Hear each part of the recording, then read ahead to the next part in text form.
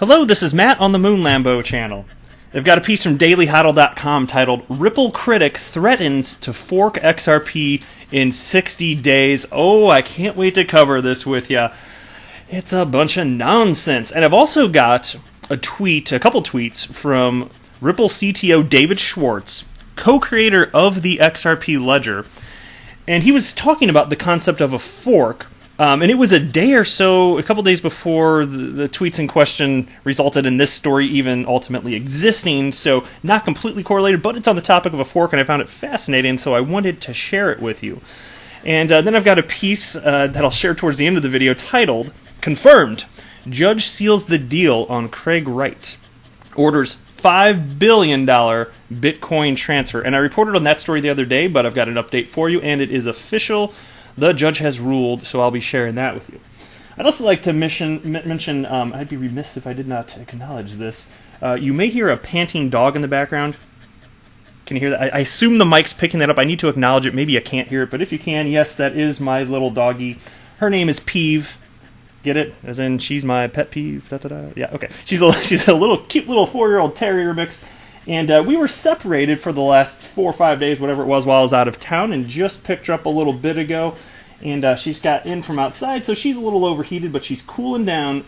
And I wanted to keep her next to me because she was so excited to see me. And if you're a dog owner, you get it. It's adorable when you come back home to a dog and they're happy to see you. So here she is. She'll chill out, I'm sure, over the course of me recording this. But anyway, if you were hearing that, that is in fact what it is. It's just my dog, and she is fine. Before we get going, though, if you would please delicately tap that like button, and if you are a fan of Ripple and XRP, my friends, you have come to the right place. Go ahead and subscribe to the Moon Lambo channel. You could do worse things with your life. So let's dive into this piece.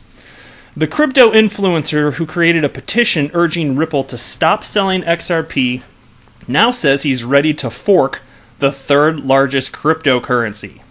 Crypto BitLord tells his 102,000 followers on Twitter that he and his supporters will create an alternative to the XRP ledger in 60 days if Ripple doesn't stop selling its holdings of the digital asset. And here's the quote. Finally, people are starting to take this seriously. If they don't stop dumping XRP, the next step will be a community takeover. We will fork this and start again. That is a promise! Exclamation point, because he's very serious about it, two of them. And I've talked about Crypto BitLord in the past, so I'm not going to rehash all that type of commentary. But this is an excellent opportunity to talk about the concept of XRP and forking. And then the piece continues here. BitLord also responded to Ripple CEO's Brad Garlinghouse, who recently posted a tweet storm to counter fear, uncertainty, and doubt facing Ripple and XRP, the world's largest cryptocurrency by market cap. And I covered that in my very last video. So this is the perfect segue from video to video. Do you see the mastery of this? Yes.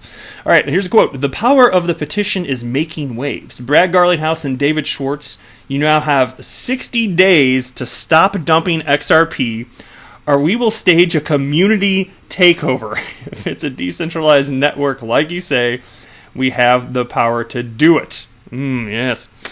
BitLord also pushed back against Garlinghouse's assertion that XRP is not a security. And so here's a tweet from Brad Garlinghouse, which I did read in the last video, but it's just one of the 4. So he wrote, I'm always struck by the questionable sources, I'm being generous here, spreading FUD about XRP and Ripple.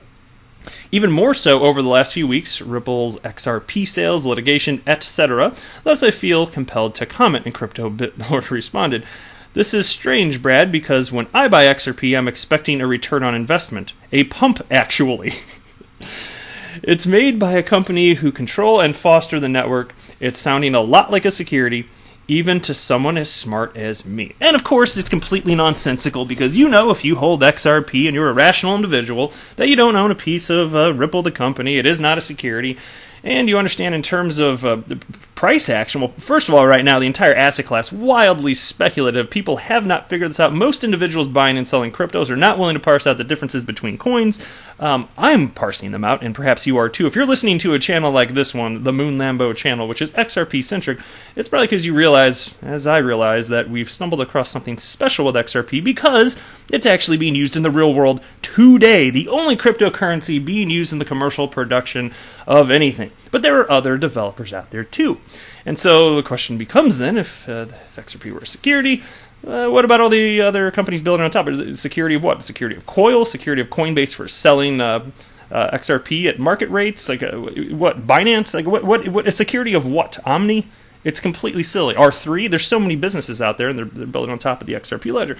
Completely nonsensical. And when it comes to the dumping of XRP, well, I've already squashed that FUD. You already know that Ripple's holdings, the volume that goes through from them selling the quantity of XRP that they're selling on a monthly basis, it's what was it, 0.32% of volume? It is not affecting, like, more Bitcoins dumped into the Bitcoin exchanges and the community, the Bitcoin community at large, as a percentage relative to what XRP is experiencing, as far as Ripple selling XRP. And then even then, of course, the XRP sold by Ripple, it's not like it all just 100% immediately goes to exchanges anyway. People are using it for businesses and other purposes and holding, and there's all sorts of other stuff going on there. So anyway, the piece continues. Ripple owns more than half of the total supply of XRP. Each month, the company releases 1 billion XRP from escrow, sells a portion of its holdings, and then returns the unsold remainder to escrow. According to Ripple, the company uses the funds to run its business and invest in companies working to boost the blockchain and XRP ecosystem. And it's actually, by the way, boys and girls, it is more than that. They're investing in the crypto asset class at large. Businesses that are seeking to utilize specifically interledger protocol, well, they're getting funding through Ripple's Spring Initiative as well. They understand that a broader ecosystem works. And they don't seek and they don't believe that there will be a future where XRP is the one coin to rule them all, as if there's just going to be one winner and it's XRP and that is the only one. No. And I don't believe that either. I believe that XRP will be a winner, not financial advice. I do believe that.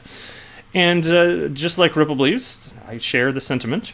Other coins will find success as well for various use cases. That sounds awesome to me. So I want other coins to do well. That's fantastic to me. But Ripple is not suppressing anything. Rather, they're fostering a very healthy XRP ecosystem, and they're fostering a healthy, I would say, just crypto asset class in general.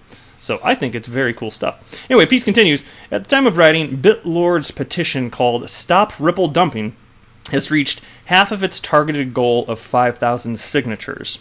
Since 2016, Ripple has cumulatively sold $1.14 billion in XRP, according to numbers compiled by The Block. Of that amount, 64% was sold to institutions and 36% was sold to crypto exchanges. And by the way, if people are, in this case specifically institutions, are purchasing, nobody's forcing them to buy. They see that XRP is useful.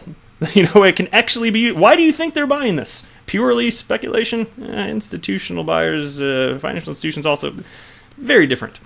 Ripple's latest XRP markets report shows that the company has sold $251.51 million worth of XRP in the second quarter of this year. The company says it plans to reduce that amount this quarter. So there you go. And here is the original tweet, which I already covered, but I just had it pulled up for the sake of it.